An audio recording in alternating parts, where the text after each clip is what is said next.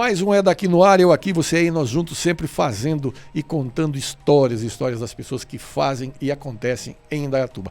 Hoje nós vamos falar sobre lei de incentivo. É uma lei que permite que o contribuinte, seja pessoa física ou jurídica, apoiem ações culturais na sua cidade e na sua comunidade. E para isso está aqui comigo minha queridíssima Carmen Ajala, especialista em lei de incentivo, também é uma coordenadora, uma das mentoras do Instituto Nanquim. Mas o Instituto Nanquim a gente fala numa outra oportunidade. Agora nós vamos falar das leis de incentivo. Carmen, é um prazer recebê-la no É Daqui. Eu que agradeço, Jair, esse convite. Eu acho que ele vem num momento muito providente, né? Eu acho que é importante a gente falar de leis, porque é uma coisa que está muito em evidência, e eu super agradeço o convite para falar um pouco sobre isso. Existe um estigma maldoso, né? Porque sempre assim, né? Quem não sabe acaba propagando bobagem. Aliás, como diria Umberto Eco, um grande pensador italiano, e das bases, inclusive, da pedagogia, da nova pedagogia, ele fala muito sobre história oral. Bom, enfim, é um grande pensador que faleceu há pouco tempo. E ele dizia o seguinte sobre a internet, né, que as redes sociais deram voz aos idiotas, aos ignorantes. Porque o que era uma conversa de boteco, que a gente falava bobagem, ficava no boteco. Hoje não. Hoje ela atravessa fronteiras, né? E pessoas falando bobagem, sem ter certeza do que falam, botam na rede e sempre vão encontrar eco através de outras pessoas que também não sabem, mas são papagaios, né? Repete aquilo que ouve sem ter noção. E a lei de incentivo no Brasil, ela ficou estigmatizada por conta de um discurso, né, de pessoas da extrema-direita que também não sabe direito para que serve e acabou assim criando um estigma de que é uma lei que beneficia poucos, quando na verdade não é nada disso. Eu queria que você falasse um pouquinho sobre o que realmente faz a lei de incentivo à cultura. Eu acredito que falar de lei de incentivo à cultura é uma coisa muito ampla, né? E até pegando o seu gancho, falando das redes sociais, eu acho que qualquer meio de comunicação que não é bem utilizado, ele é perigoso, né? Eu acredito que tanto redes sociais como mídias impressas, qualquer tipo de mídias, né, que você propaga informação de uma forma equivocada, você está prejudicando todo um sistema, né, de benefícios para a população. Eu acredito que uma informação mal dada, ela nunca vai respingar em quem está falando, mas ela acaba criando vários prejuízos para a população, né? E realmente, você diz aí, da extrema-direita, mas eu vou mais além, não é só. Eu acho que é uma opinião geral de quem não conhece a lei de incentivo. Da ignorância. E a gente, inclusive, pode incluir aí os próprios artistas. Muitos artistas que podem se beneficiar desta lei desconhecem os benefícios dela, né? Quanta gente está no mercado querendo trabalhar e pode começar a dar os seus primeiros passos com a lei de incentivo e não conhecem, não sabem como usar e muitas vezes não evoluem com o seu trabalho. A lei de incentivo, ela foi criada há muitos anos atrás, acredito que há mais de 30 anos atrás, por um homem chamado, em São Paulo, que era chamado de Lei Mendonça em homenagem a quem criou essa pessoa que criou essa lei. Era uma lei que só existia no estado de São Paulo, que beneficiava somente música erudita. Só música erudita. Então, é uma lei que ela era muito legal, porque orquestras, músicos, pessoas que faziam aulas de música, que queriam aprender instrumentos, que queriam cuidar de instrumentos musicais, reformas, elas buscavam essa lei em São Paulo e essa lei trazia abatimento de imposto para a empresa que apoiavam esse tipo de projeto. Eu me lembro muito bem que há 30 anos atrás, lá em São Paulo, ou 30, 40 anos atrás, muito Avon usou muito essa lei, grandes multinacionais usam muito essa lei. Ela era tão boa que na década de 80 o Fernando Henrique decidiu, peraí, que lei é essa? Vamos entender essa lei. E foi quando o Rouanet estudou um pouco mais profundamente essa lei e viu que ela não poderia ser só para música erudita, ela poderia beneficiar muitos artistas para começar o seu trabalho. E de outros segmentos, né? De todos os segmentos. E quando a gente fala de artista aqui, eu não estou falando de artista global. Eu estou falando da pessoa do circo, eu estou falando da pessoa que faz crochê, do artesão, eu estou falando da pessoa que faz a cultura de bolos, de minas, quadrilhas juninas, eu estou falando de folclore. Então, quando a gente fala de lei de incentivo, eu não estou falando de artista de televisão, eu estou falando que essa lei ela foi criada para os pequenos grupos de pescadores, pequenos grupos que vivem da sua cultura de pesca, agricultura familiar, artesanato. Então, pessoas muitas vezes esquecidas. Então, essa lei, quando ela foi criada para isso. Como funciona a lei de incentivo? Então, o que de fato acontece com a lei de incentivo? Então, quando eu sou vamos dizer que eu sou uma artesã e eu quero dar curso, eu quero fazer uma feira de artesanato, eu quero fazer um workshop, eu quero falar sobre a história do artesanato, eu vou colocar a minha ideia no papel. E colocar a sua ideia no papel significa eu vou escrever um projeto com planejamento do que de fato eu quero fazer. Feito isso, mando lá para o governo federal. Tudo muito simples. Digitar essas informações numa plataforma do governo. O governo vai analisar se isso é viável ou não, se realmente é uma coisa cultural ou não é da cultura. Feito isso, o governo federal ele vai entrar com o seu projeto, mandar e conversar o seu projeto com a Receita Federal, porque quando você manda o projeto, você manda um orçamento. Então, isso passa pela Receita Federal e, posteriormente, passa para o Banco do Brasil, que é o banco que abraça o controle financeiro do que vai acontecer nesse projeto. Aí as pessoas falam, é o governo que vai dar o dinheiro para usar no projeto. Não, o governo não dá nada. Quando o projeto é aprovado, ele dá o direito da empresa a bater o imposto de renda, que pode variar de acordo com o artigo. Se eu vou fazer um projeto de artesanato, até eu pegando esse gancho, é um projeto que ele é do artigo 18. O que significa artigo 18? A empresa que apoiar o meu projeto, ela vai receber de volta 100% do valor que ela está investindo no meu projeto. Porque o governo me deu o direito de abater o imposto da empresa. Ele não me deu dinheiro.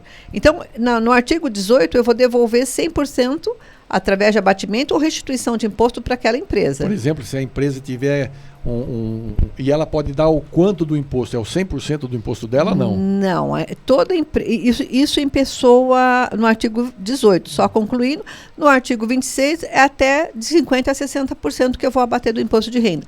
Todo mundo pode. Do imposto devido. Do imposto devido. Todas as pessoas podem, todas as empresas podem aportar projeto, apoiar projeto, somente empresas de lucro real. E a empresa ela pode usar até 6% do seu imposto devido. Então, ela não pode usar tudo que ela deve. Ela vai pegar 6% e destinar. Dependendo da empresa, 6% é um volume considerável, né? Claro. Hoje de imposto de renda. Imagine uma multinacional que produz automóveis. Exatamente. Quanto que é 6% do imposto devido? Exatamente. E a pessoa física que quer aportar também pode. Ela pode usar... 6% pessoa física e 4% pessoa jurídica. Então, ele vai ter restituído isso na sua conta quando o projeto iniciar, quando ele for declarar o seu imposto de renda. Mas eu pago o imposto de renda trimestral, não tem problema, você também pode aportar um projeto cultural. Isso vai ser restituído, isso vai voltar para o seu cofre. Aí as pessoas falam, mas o governo está ganhando. O governo está tirando esse dinheiro dos cofres públicos e dando para artistas. Não, ele não está dando. Ele está dando direito para a empresa. E outra, esse valor que ele está devolvendo de imposto para essa empresa, ele vai voltar para os cofres públicos. A cada R$1 investido, R$1,60 volta para o cofre do governo. Porque tudo que for contratado dentro de um projeto cultural deve ser feito com nota fiscal e pagar imposto. Na verdade, então, ninguém perde, não tem almoço grátis. A única diferença é que ao invés de você fazer um projeto, submeter a uma apreciação do Ministério da Cultura, para o Ministério mandar o dinheiro para você, já fica na praça. Você Exatamente. Já consegue destinar. Você que é o pagador de imposto, Você define, não, eu quero apoiar esse projeto, quero apoiar aquele projeto. Não é por exemplo, a pessoa que tem o projeto que vai passar o Pires na mão lá em Brasília, e Brasília vai dizer, não, eu dou para esse e não dou para aquele. Pode acontecer também, mas é muito mais fácil você que está em Indaiatuba apoiar um projeto cultural de Indaiatuba, porque você conhece, você está lá, você está vendo que está indo o seu dinheiro. Não é isso? E é importante dizer que quando a gente encaminha um projeto já para o governo federal, ele passa por um crivo tremendo. Porque, primeiro, ele vai passar por uma equipe que vai analisar se o projeto está de acordo com a lei, equipe 1. Depois ele vai passar também por uma equipe que vai analisar e verificar se a documentação de quem está pedindo esse projeto está redondinha. Essa pessoa não tem restrição, não está devendo na praça, não deve imposto para o governo, porque não adianta eu pedir para bater imposto num projeto se eu mesma estou devendo. Então, ele é analisado, ele tem certidões negativas verificadas, para ver se ele está apto a receber esse benefício do governo federal. Então, também há essa avaliação. E depois tem uma outra avaliação de uma comissão gigantesca. Então, são uma comissão cultural que tem desde funcionários do poder público como da população artística também, né? Então, tem funcionários do governo e do pessoas comuns da comunidade que analisam, foram selecionadas para analisar esses projetos. Então, ele passa por uma comissão que é a CNIC, que é uma comissão de análise de projetos, que são pessoas que foram selecionadas, passaram em concursos, que vão lá e analisam esses projetos. E essas pessoas, antes de chegar na CNIC, ele passa por um especialista da área. Por exemplo, eu sou uma parecerista, que é essa equipe que dá uma geral na questão técnica do projeto. Então, como parecerista, eu analiso projetos de festivais. Então, quando eu pego um projeto para analisar, eu vou ver se aquele orçamento está adequado, se aquela pessoa que está pedindo o projeto não está querendo superfaturar, ou não está muito abaixo do mercado, se tem todos os itens necessários, se aquele festival realmente atende a um festival.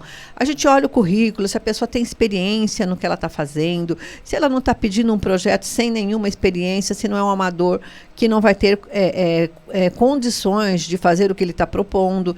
Então, é uma análise muito profunda antes de entregarmos esse benefício a quem está solicitando o apoio da lei de incentivo. Então, pós aprovado esse projeto, o próprio governo ele abre uma conta corrente, onde ele vai monitorar essa conta corrente. Tem que ter uma prestação de conta rigorosa. Sim, em tempo real. Gastou o dinheiro, o governo já está sabendo onde você gastou. E aí existem vários detalhes. Por exemplo, quando eu vou contratar um fornecedor, eu preciso cadastrar esse fornecedor na plataforma para ver se esse fornecedor também não deve, né? Porque não tem sentido a gente, enfim, contratar quem deve para o governo. Quem deve para o governo. Então, ela é uma lei, a gente já falando aqui especificamente da Rouanet, é uma lei muito rigorosa, né? Existem artistas que já foram presos, foram autuados pelo Ministério Público porque não prestaram contas direito. Nós falávamos agora sobre a casa do Assis Chateaubriand aqui em Elias Fausto, que merece uma atenção especial, talvez um projeto nessa magnitude. O próprio, se não me engano, Guilherme Fontes, que ele entrou com o projeto da Lei Rouanet, foi aprovado para fazer um filme, o Chateau, o Rei do Brasil, baseado no livro do Fernando de Moraes. E ele se embananou na prestação de contas e teve seríssimos problemas com o fisco e com a polícia. Exatamente, porque é retido. O Ministério Público chegou a ser preso, porque não prestou contas. E o problema dele foi só a prestação de contas. Ele não soube justificar, ele não pediu nota fiscal, não houve como um problema de gestão. Assim como Norma Bengel também. E ela ficou muito tempo punida e até hoje ela não pode fazer projetos de lei de incentivo porque passou pelo mesmo problema de prestação de contas. Então, hoje, ela é toda automatizada e é em tempo real. Você emitiu uma nota, saiu o dinheiro na conta, o governo já sabe onde você está gastando, ele já pede os comprovantes. Então, você já tem que mandar para eles os comprovantes de como você gastou. Além da Rouanet, que é o que a gente está falando aqui, hoje nós temos a Aldir Blanc, hoje a gente tem a Lei Paulo Gustavo, tem o PROAC de São Paulo. Então, tem inúmeras leis de incentivo e todas elas seguem a mesma filosofia, que é beneficiar o artista que está começando, o pequeno fazedor de cultura, como a gente costuma chamar, pessoas que precisam, muitas vezes, de um empurrãozinho para dar os seus primeiros passos na sua carreira. Seja organizando um festival, seja um movimento de apresentações de circo, troca de lona de um circo. Ela serve também para apoiar restauros de patrimônios também, não serve? A lei de incentivo, ela serve para restaurar patrimônio histórico-cultural. A semana passada estava participando de um curso e eu falava o seguinte: tudo, Jair, absolutamente tudo é cultura. Tudo é cultura. O seu programa é um programa cultural, sabe? A partir do momento que eu tenho aqui, por exemplo, a gente tem você falando de restauro, vamos trazer um exemplo. O que se faz no restauro? Você contrata pedreiro, você contrata pessoas que vão fazer acabamento, pintura. Então, você pode trazer isso, um marceneiro que faz cenários. Então, é você trazer o seu ofício em favor da cultura. E da comunidade, porque está gerando mão de obra. Exatamente. Então, você pode ser um fazedor, um construtor de cenários. A lei de incentivo, ela permite isso. Eu não sei fazer nada, mas eu sei dar curso de artesanato, de dança, de música. Eu faço artesanato com conchinhas do mar, eu faço anelzinho. Tudo isso pode ser transformado em oficinas culturais que são beneficiadas pela lei de incentivo. Eu posso dar palestra de prestação de contas. Ok, isso é cultura.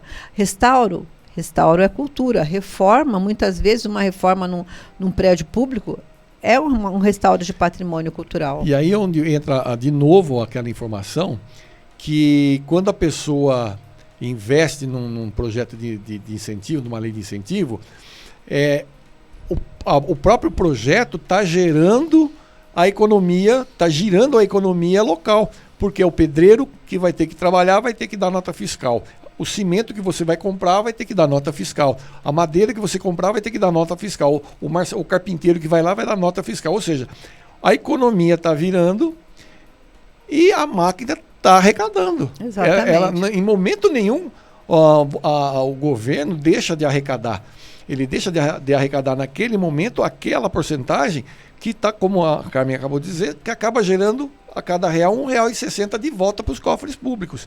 E movimenta a economia local.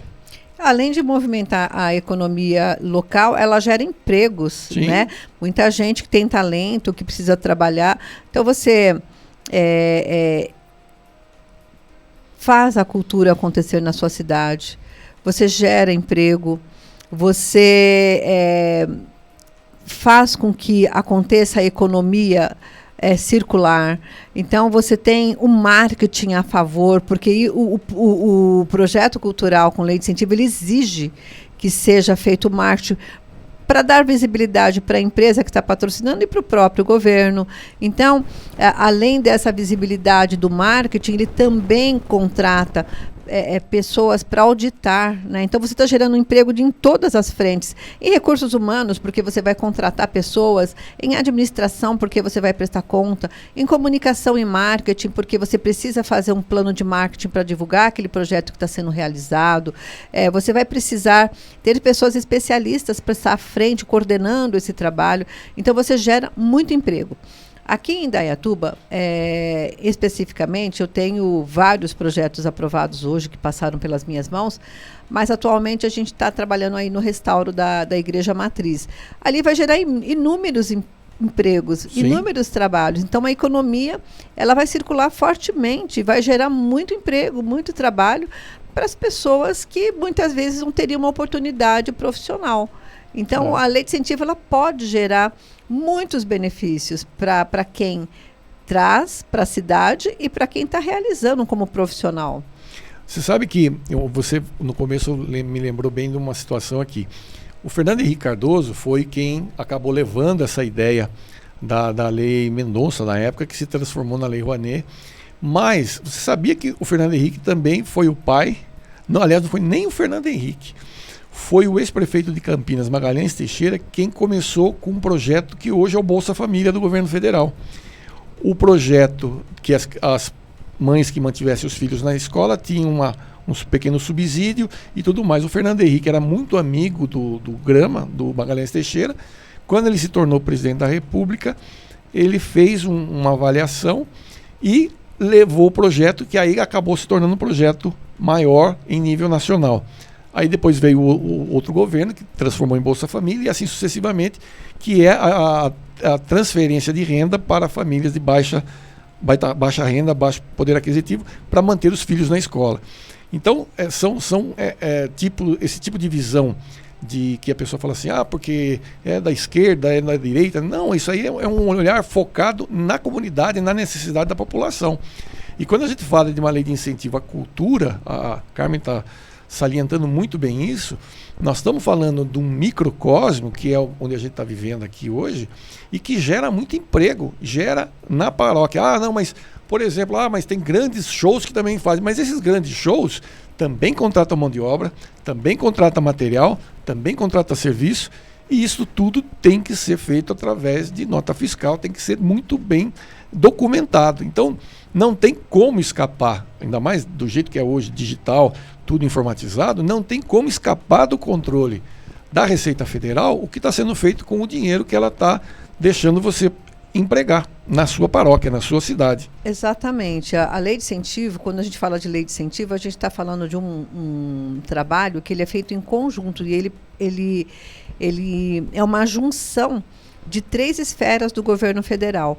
Então, quando a gente fala de lei de incentivo à cultura do Ministério da Cultura, a gente está falando de um envolvimento do Ministério da Cultura, de um envolvimento da Receita Federal e de um envolvimento do Banco do Brasil, que trabalham em conjunto dentro da lei de incentivo. Então, toda a informação que nós alimentamos de um projeto cultural dentro da plataforma do governo, no Ministério da Cultura, ela tem é coligada com a Receita Federal, que é coligada com o Banco do Brasil, porque à medida que eu vou lá, eu saco o dinheiro, eu faço pagamento, a informação já vai lá para a plataforma do Ministério, que também já vai lá para a Receita Federal.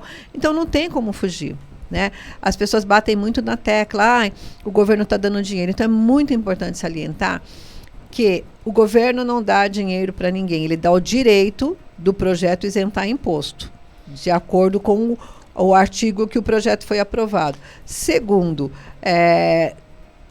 mas o governo está deixando de arrecadar, tirou da saúde para pôr lá. Ele não tirou de lugar nenhum, gente. Ele deu benefício de abatimento que vai voltar praticamente em dobro isso para os cofres públicos através dos impostos que vão ser gerados com esse projeto cultural.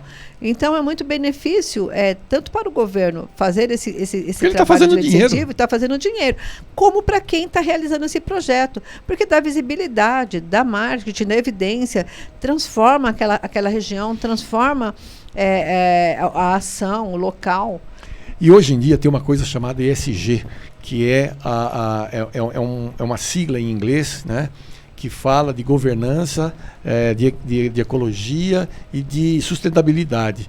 Então é o seguinte, quanto mais a empresa está comprometida com aquela comunidade, baseado nesses 3 pilares, mais ela tem, vamos dizer assim, o acolhimento da comunidade, mais a comunidade se identifica com ela. Vou dar um exemplo, nós temos aqui em Cardeal, aqui em Elias Fausto, um condomínio aeronáutico. O Sérgio, que é o proprietário do empreendimento, que é o líder do empreendimento, na verdade, ele está buscando uma empresa, se não me engano se é suíça ou sueca, mas é europeia, para vir se instalar aqui para fazer manutenção da aeronave. A primeira coisa que a pessoa perguntou é qual é o nível de ESG que ela tem, que ela emprega no empreendimento dela.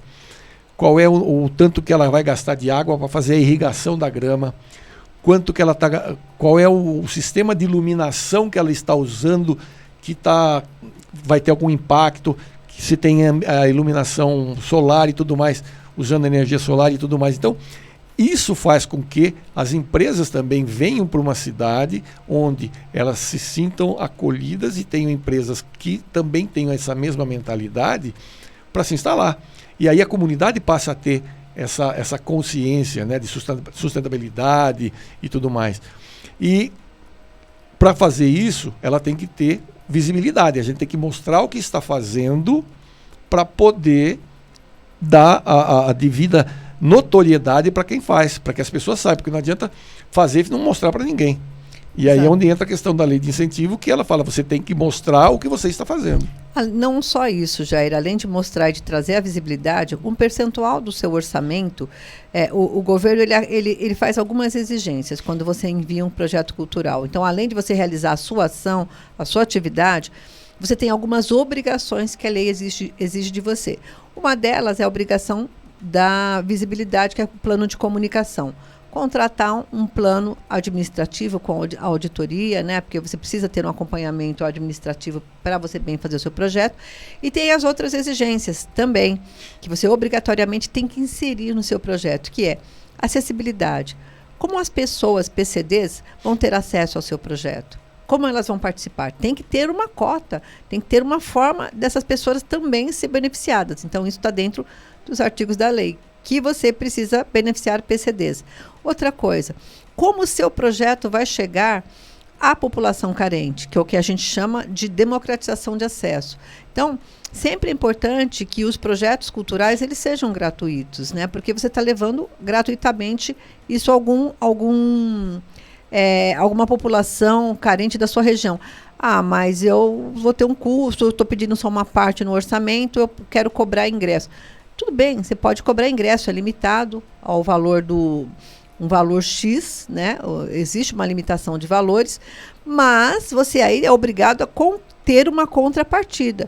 O que eu vou fazer como contrapartida a esse pedido que eu estou fazendo de lei de incentivo? Eu vou ter que dar um curso em uma escola, eu vou ter que atender uma ONG, isso tem uma carga horária, isso tem alguma exigência. Se você decidir por cobrar ingresso, você vai ter que cumprir essa contrapartida de acordo com as normas do governo, que exige número X de carga horária, o número X de pessoas atendidas nessa contrapartida. Então, não é também uma coisa assim, facinho, é legal. Quem consegue hoje ter um projeto de lei de incentivo, ele passou por um crivo muito profundo, ele foi muito analisado, ele teve muitas exigências para receber esse benefício, porque ele não é um benefício fácil de ser adquirido. Então, não é assim, estalei o dedo, eu tenho lá um projeto de lei de incentivo. Você citou os artistas. É óbvio, tem muitos artistas que pedem, né? É mais fácil um artista conseguir patrocínio do que uma pessoa comum que faz um projeto. Ok, mas ela tem as mesmas exigências e ela tem a bendita da contrapartida. Vamos pegar um exemplo que todo mundo fala, tem o show da Ivete, tem o show do não sei quem. Projetos com música, eles não dão benefício de 100% de abatimento de imposto, já começa por aí. Projeto desses artistas, o abatimento para o investidor, para o patrocinador, ele é menor, porque ele é artigo 26. Então, artes cênicas, como peças de teatro, cursos, oficinas culturais, como cursos para pessoas de escolas públicas, para as ONGs, elas são atividades que, para o governo, o benefício de abatimento ele é maior, ele é de 100%. Então, tem uma série de regrinhas que precisam ser obedecidas para se dar o benefício para a empresa que vai patrocinar, como para quem vai realizar também o projeto. Então, é uma coisa muito cheia de detalhes. Pois é, e aí que eu falo, que quando o pessoal sai falando bobagem nas redes sociais, é porque hoje rede social você não paga, você liga o celular e já está falando bobagem ali e o mundo inteiro está assistindo. Então, a minha preocupação sempre é que essas pessoas ignorantes, e quando eu digo ignorante, não é pessoa burra, é pessoa que ignora a informação. Ela não sabe da informação e fala sem saber. Isso é uma pessoa ignorante, não é? Então, uma pessoa, e quanto mais ignorante a pessoa é, e ela não tem consciência da ignorância dela, mais ignorante ela vai continuar sendo. Por quê? Porque ela não aceita que ela é ignorante. Ela acha que ela sabe porque ela ouviu falar. A minha vizinha falou. Quem é a vizinha dela na fila do pão? O que ela entende? Sabe, é isso que as pessoas precisam entender antes de ficar saindo falando borracha na rede social. Ou em qualquer meio de comunicação, como você falou. É que a rede social é uma coisa muito democrática, qualquer um acessa. Mas a pessoa tem que ter um mínimo de noção. Olha, essa informação chegou para mim, está esquisita, deixa eu procurar. Na própria rede social, vai lá. Digita o pai Google lá, o professor Google, e vai ver o que sai a respeito, qual é a informação que tem e tudo mais. Vai ver o que de fato está sendo feito, está sendo dito, está sendo falado. E não vê uma fonte só, vê 2, 3 informações para que a pessoa possa tirar uma média. Falar, não, isso aqui está falando de um jeito aqui, do outro ali, mas o fato, a linha central é a mesma. Então a pessoa precisa aprender também a pensar. E essa coisa da estigmatização negativa da lei de incentivo parte do princípio de justamente as pessoas não terem informação e não se preocuparem em informar e repetir que nem papagaio o discurso de alguém que está inconformado com a situação, com um projeto qualquer, que seja lá qual for. A lei de incentivo é uma delas. Eu estou sempre sendo vítima de pessoas que, não me vitimizando aqui, mas de pessoas que querem debater e me questionar e achar argumentos para falar de lei de incentivo. Eu trabalho no Ministério da Cultura desde 2017, né, como parecerista. Eu analiso projetos do Ministério da Cultura. E a gente já passou por vários projetos, por 2 presidentes aí nesse período, e a cada ano essa lei de incentivo ela fecha mais, né, ela cerca mais para que pessoas não tirem proveitos negativos dessa lei. Então, sempre aparece alguém que ouviu que alguém falou alguma coisa. Então, muitas vezes eu não vou discutir, porque a pessoa, por mais que você prove, que você diga não é dessa forma, a pessoa não vai acreditar. Eu mesma já fui confrontada várias vezes, até em eventos aqui na cidade, onde a pessoa, não é assim. Eu já tive situações de levar pessoas em lugares, por exemplo, na Jardim Morada do Sol, onde a gente tem projeto, olha, isso daqui é isso. Nossa, que legal, tal. E quando eu falo que é feito com lei de incentivo, a pessoa fica toda sem graça. Então, isso daqui está acontecendo porque a gente tem a lei de incentivo aqui. Então, por exemplo, lá no Jardim Morada do Sol, nós temos oficinas de artesanato e costura, com benefícios da lei de incentivo, e empresas que apoiam os projetos. E quando eu levo lá, falo, isso daqui, eu tirei pessoas de rua, a gente está ajudando mulheres em situação de depressão, pessoas com limitações, e a gente está ajudando as mulheres que são carentes, com um ofício de empreendedorismo. Dentro de escola pública, a gente está dando curso de teatro, a gente está dando curso de cinema, mas isso chegou lá porque tem lei de incentivo apoiando. Não é cobrado dessas mulheres e nem desses jovens os cursos que nós damos. E quando eu digo, olha, isso aqui é lei de incentivo, mas como assim? Que você precisa mostrar para a pessoa que aquilo funciona e que daquela maneira. As pessoas ficam totalmente sem graças, mas porque estão ouvindo muito. Então, acho que as pessoas, não só em questão de lei de incentivo, mas no geral. No geral. Precisam se informar mais. Não dá para, eu vi na internet, ou fulano falou, Beltrano falou. Não, se te chamou a atenção, vamos lá, vamos pesquisar. Você sabe que tem o WhatsApp, hoje em dia, tem muito grupo de WhatsApp, de Telegram, e são grupos gigantes, né? E eles, meio que eles segmentam e falam só sobre aquele assunto. E aí, muitas vezes, são pessoas que são ignorantes, desconhecem o assunto, mas repercutem informações erradas, e aí todo mundo fica se manifestando, todo mundo falando, e muita gente sai dali com uma verdade, com um discurso de verdade que não é. E eu vejo muito isso. Tem grupo que me colocaram, eu já saí, me colocaram de novo, eu já saí, porque é muita ignorância junto, né? Nelson Rodrigues que dizia, né? O mundo vai ser dominado por ignorantes. Não porque eles são bons, mas porque eles são muitos. Então, as pessoas são muito difíceis. Você fala uma coisa com dados. Não, mas esse dado aí não é confiável. Mas como não é confiável? O IBGE é um instituto seríssimo. Como não é confiável? A vida inteira, os índices são... isso aí é da FGV. Não, mas a FGV não sei o quê. Então, assim, quando a pessoa quer acreditar numa coisa que ela botou na cabeça dela que aquilo é a realidade, é mais ou menos aquela mesma história do pessoal ficar botando o celular na cabeça esperando, chamando ET para resolver uma questão que estava em desacordo com o que eles queriam que estivesse. Então, é difícil a gente discutir com esse tipo de gente. Mas eu faço questão de frisar isso porque eu entendo que a lei de incentivo traz um grande benefício para a comunidade onde ela está sendo aplicada, e o governo não perde nada, só ganha. Aqui na cidade, eu poderia citar alguns trabalhos que são feitos com lei de incentivo e são magníficos, né? Como eu disse, lá no Jardim Morada do Sol tem o projeto Teatro Saberes, que é um projeto para mulheres em situação de violência. Tem escolas públicas que nós levamos projetos nossos com cursos de oficinas culturais de cinema, teatro, música. Tem festivais acontecendo aqui na cidade, que são festivais feitos com lei de incentivo. Tem escola de música da cidade, que está sempre fazendo show gratuito ali próximo à prefeitura, que é com lei de incentivo. Eles estão realizando atividades de música, dando oficinas culturais de instrumentos musicais com lei de incentivo.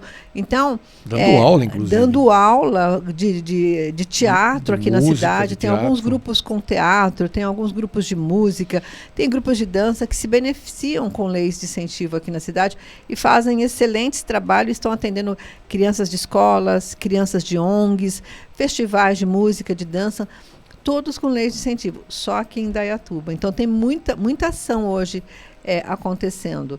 E eu até faço um apelo que, se você não sabe e você realmente quer ter benefício de ESG, benefício de ODS, você quer dar visibilidade para a sua empresa, se você quer ser amigo da responsabilidade social, tenha um olhar mais carinhoso com a lei de incentivo e apoiem projetos, né? Tem projetos muito interessantes aqui na cidade. Nós, do Instituto Nanquim, temos projetos com leis de incentivo que cuida das pessoas carentes da cidade. Então, tenha um olhar, procure entender um pouco melhor. Vamos lá, quem quiser entrar em contato com a Carmen, como é que faz, Carmen? Você pode me achar nas redes sociais, Carmen Ajala, né? Como parecerista e consultora cultural, ou através do Instituto Nanquim, onde nós implantamos projetos culturais na cidade com leis de incentivo. Também nas redes sociais tem Instituto Nanquim. Também nas redes sociais Instituto Nanquim. Ou se você quiser entrar em contato, tem alguma dúvida, quer conversar com a gente, entra pelo nosso WhatsApp. Telefone 19 981 21 6090. Repita.